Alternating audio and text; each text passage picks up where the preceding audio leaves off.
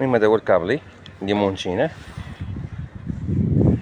هذا هو اللي ما كانش خدام.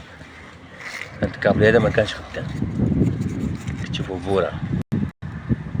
هاد الكابلي كله دخلوا البوراج غنتيروه مع هذا باش نجروه ونخرجوه ليه، وغادي نركبوا ليه ان شاء الله الفيشات. الكابل ريزو من الافضل يكون الكابل ريزو كاتيجوري 6 كيما كتشوفوا هنا.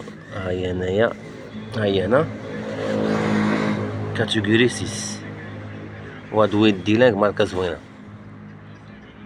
هاد النوع كنظن تركي، صنع في تركيا. هاد الكابل هذا مليح، نصحو بيه. هذا كابل ريزو كاتيجوري 6 فيه 305 متر، يكون فيه عبارة هنا 296، يعني باقي فيه الخيط.